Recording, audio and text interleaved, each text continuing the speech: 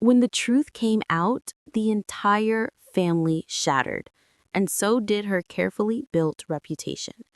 Before starting the story, please subscribe and like the video, and listen through end for chill. Some people are born charming, some people are born cold. My mother-in-law Denise was neither. She was strategic. From the very first moment I met her, she evaluated me. My clothes, my hair, my hands, my posture, my family background. I felt like a product she wasn't interested in buying. She never said she didn't like me. She didn't have to.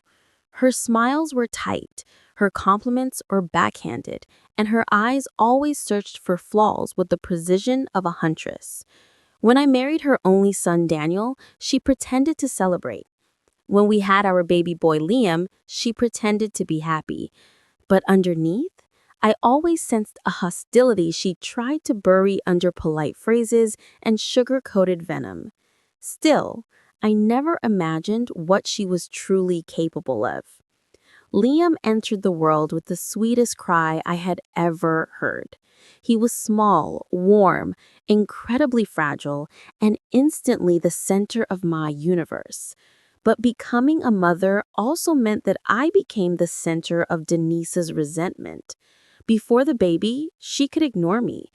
After the baby, I became her competitor.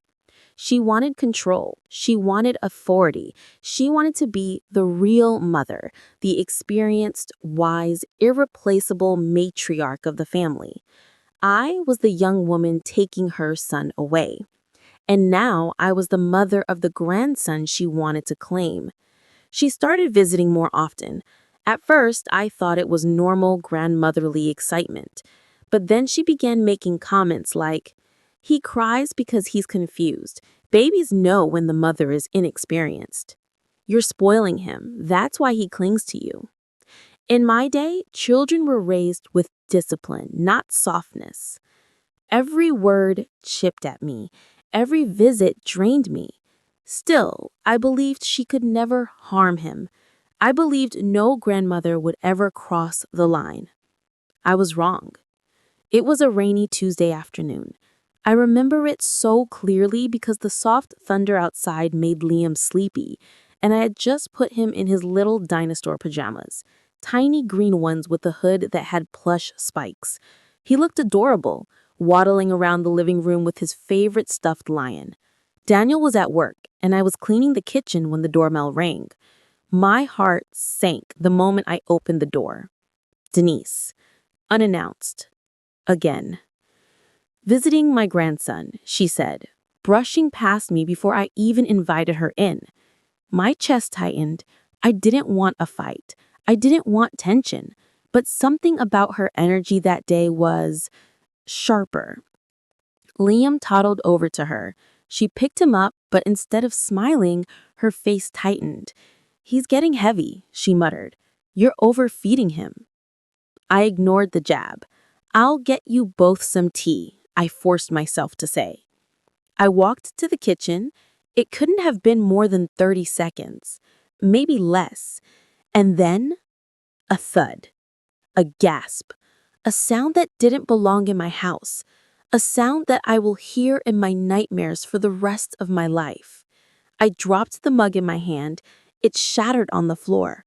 My feet moved before my brain could even process the fear. I ran toward the staircase, and there he was, my baby.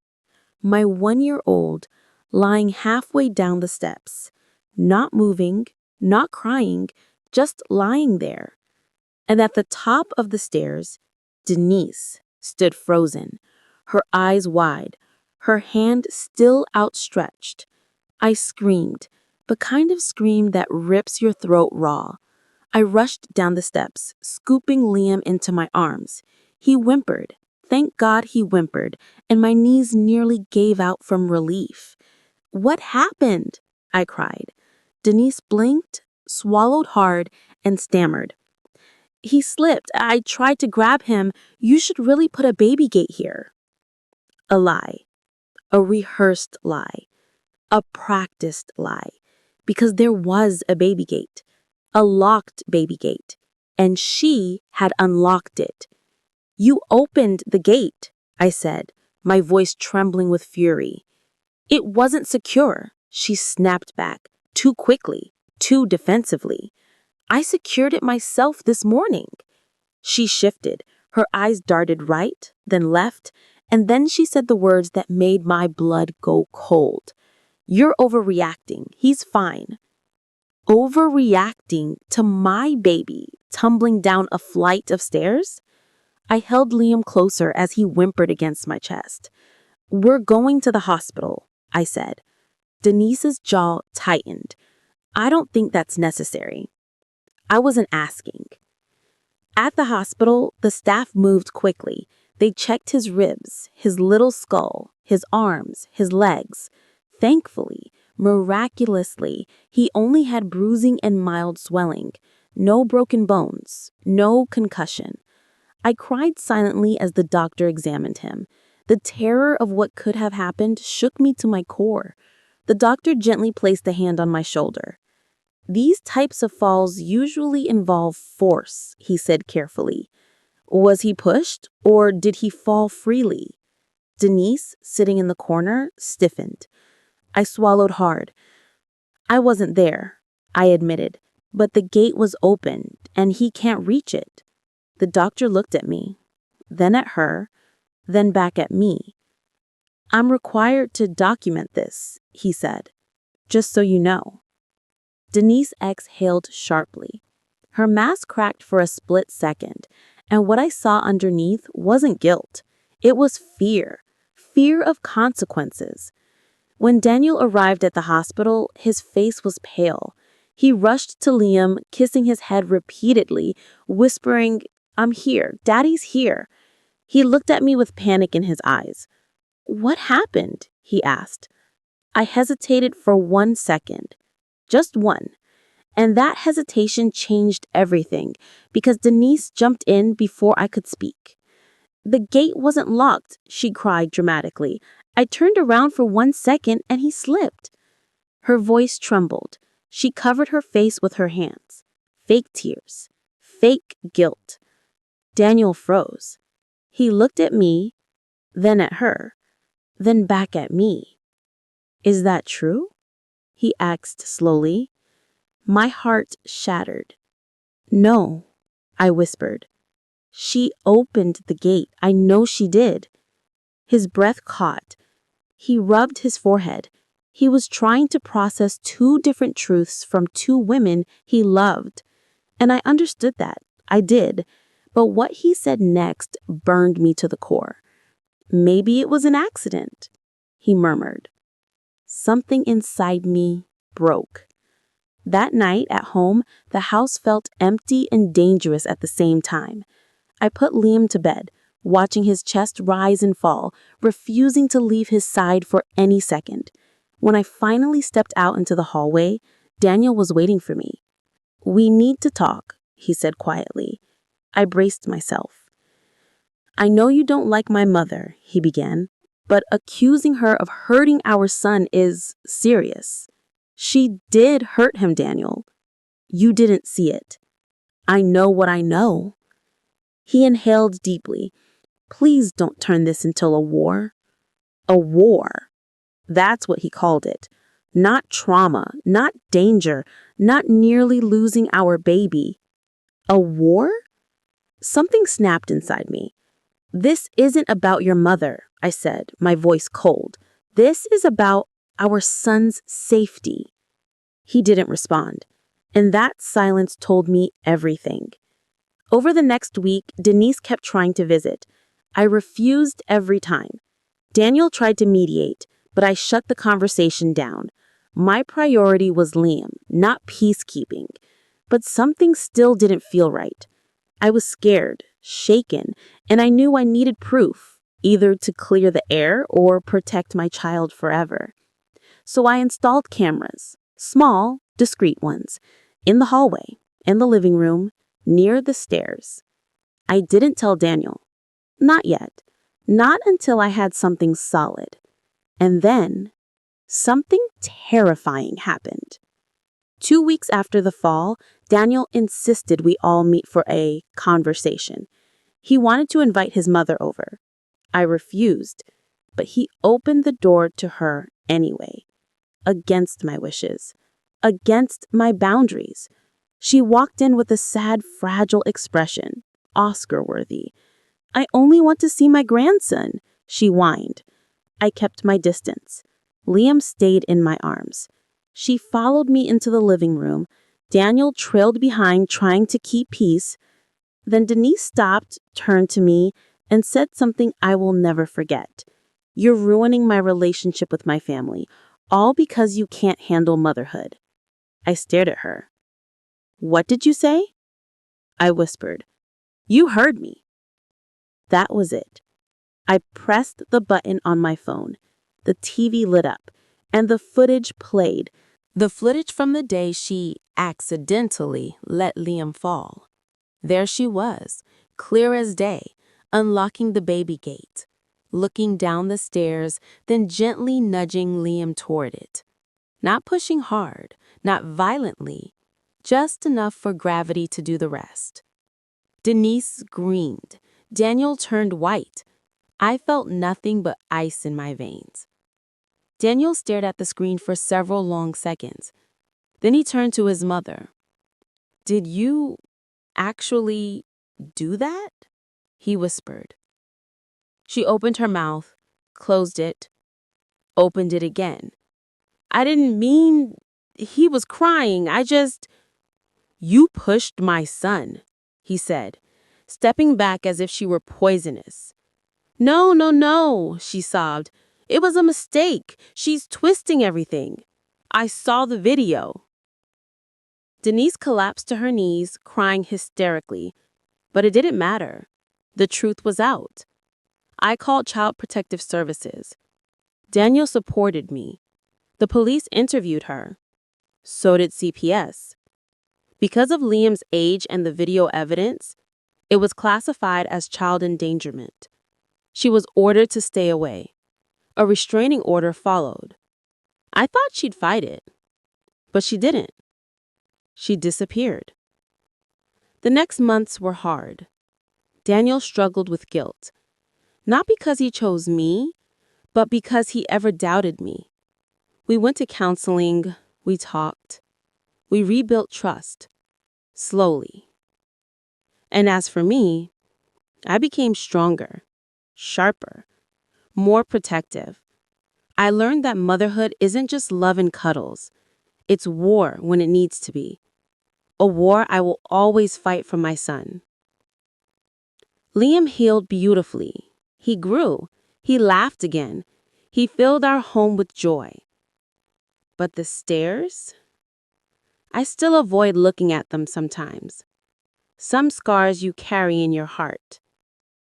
6 months later, Denise sent one letter. One final attempt at control. It said, "You turned my son against me. I hope you're satisfied." I tore it up because she was wrong. I didn't turn Daniel against her. She did that herself. And I will never, ever apologize for protecting my child. After Denise's letter, an eerie silence settled over our lives. No unexpected knocks on the door. No fake concerned phone calls. No manipulative messages through relatives. Just silence. But silence can be loud. Loud with unanswered questions. Loud with trauma your heart hasn't processed yet. Daniel struggled the most. He had always seen his mother as a force. Overbearing, yes, but loving in her own twisted way. To discover what she had done shattered years of beliefs. One night I found him sitting in the living room in the dark, staring at an old family photo. "You okay?" I whispered. He shook his head slowly. "Part of me keeps asking, why?" he said. "Why would she do that? Why would she risk hurting him?" I hesitated. "You know the answer," I said gently. "Control. She couldn't stand losing it. Not over you. Not over Liam. Daniel rubbed his face. I'll never forgive her. And I'll never forgive myself for doubting you. I sat beside him and took his hand. We survived this. And we're stronger now. He leaned into me, silent but not withdrawn. Grief was still there, but so was healing. It didn't take long for the extended family to explode. When news spread that Denise had a restraining order placed against her for endangering her own grandson, reactions were mixed. Some were horrified.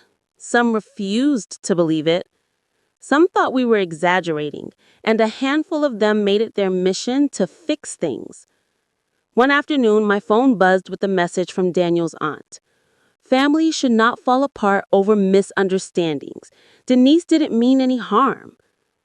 I blocked her. Then another message came from Daniel's cousin. You're destroying your husband's relationship with his mother. Blocked. Then, unbelievably, one from Denise's elderly father. She said you framed her. Why would a mother hurt a baby? I didn't even respond. But the worst was his sister, Rachel. She called Daniel directly. How could you do this to Mom? She's devastated. Daniel clenched his jaw. Rachel, she pushed my son down the stairs. She said it was an accident. We have video evidence. A long pause. That video could be misinterpreted. She sniffed. Daniel hung up. Then he turned to me and said something I didn't expect. We need space for my family. I nodded. Because he was right. Sometimes blood relations don't mean loyalty. Sometimes family breaks itself. We decided to see a family therapist, not because our marriage was falling apart, but because we wanted to prevent hidden wounds from festering. The therapist, a soft-spoken, middle-aged woman named Dr. Perez, listened carefully as we described everything. The fall, the lies, the doubt, the discovery, the aftermath. Then she leaned back and said, You weren't just dealing with a difficult mother-in-law. You were dealing with a narcissistic personality who saw your child not as a person, but as leverage. The word narcissist hit hard. Dr. Perez explained. Narcissists crave control. Your pregnancy threatened her power. Motherhood took away her influence. She reacted in the worst way possible. Daniel swallowed hard. Is there any chance she could get better? He asked. Dr. Perez gave him a sad smile. People like her rarely change. But you can change. Your boundaries can change. Your choices can change. That became our new mantra. We choose safety. We choose peace. We choose distance. Trauma affects children differently. For weeks after the fall, Liam wouldn't go near the staircase. He'd cling to me, cry if I walked too far, or scream if someone unfamiliar approached him. But slowly he healed. One sunny morning while he was playing with his blocks, he looked up at me and said, Mama. My heart melted. Then he looked at Daniel. Dada. We cheered. We hugged him. Tears blurred my vision. But then something unexpected happened. He pointed out the stairs and said, No. We froze. He remembered. Even at 1 year old, he remembered. I picked him up, holding him close. You're safe, I whispered. Mama and Dada are here. But deep inside, I knew this would be a long-lasting shadow. 3 months after the restraining order, Denise finally crawled out of the shadows. She filed a petition. A shocking one. She wanted the restraining order reduced, claiming she was misunderstood, the fall was an accident, The video was taken out of context, and we're alienating her grandson. When we received the court notice, my blood boiled. She's unbelievable, I murmured. Daniel punched the kitchen cabinet, something he never did. She's dangerous, he said through clenched teeth. I'm done being polite. I'm done trying to protect her image. We called our lawyer. We gathered evidence. We printed the video frames. We included the doctor's report. We included every message from relatives calling us liars. And when the court day came, Denise didn't even show remorse. Instead, she put on an act, trembling, tearful, whispering how she only wanted to help. But the judge, he wasn't fooled. He watched the video 3 times. Then he looked directly at her and said, "You are extremely fortunate this child survived. Your behavior was negligent at best, malicious at worst. This court will not reduce the restraining order. In fact," he paused, "I am extending it. 5 years. 5 years of legally enforced distance." Denise gasped. Her lawyer stared at the floor. Daniel exhaled slowly. And me? I felt a weight lift that had been crushing my chest for months. With Denise out of our lives, things slowly returned to normal. We moved to a new house, one with fewer memories and no staircase trauma. It had a wide, open living room and a huge backyard where Liam could play safely. I began journaling. Daniel took up woodworking. Liam blossomed into a happy toddler again. One evening, as the sun set in warm orange streaks, Daniel watched Liam chasing bubbles in the yard. Then he said softly, "I didn't know life could feel this peaceful." I leaned into him. "It feels peaceful because we removed the chaos." He nodded. "And we're never letting it back in." A year passed. Liam turned 2. We had started building a quiet, blissful routine. Morning pancakes, evening walks, silly bedtime dances. Then one day, someone knocked on our door. When I opened it, I saw Rachel, Daniel's sister. I stiffened. She looked different, sad, defeated, human. "Can I talk to you?" she asked quietly. Daniel stepped forward protectively. "What do you want, Rachel?" She swallowed hard, then pulled out a letter. "It's from Mom," she asked me to deliver it. But I read it, and I tore it up. My eyes widened. "She what?" Rachel looked at the ground. I didn't want to believe what she did, but after seeing how she treated everyone else, how she manipulated the whole family for years, I finally understood. She wiped a tear. "She hurt you. She hurt Liam, and she almost destroyed my relationship with my brother." Daniel's face softened, just a little.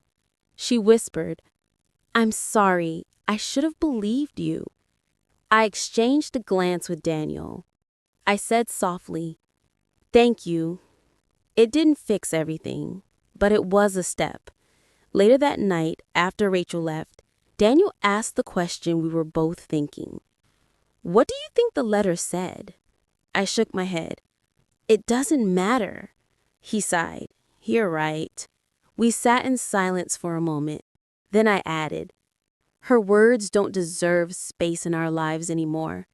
Daniel nodded firmly, and that was the end of it.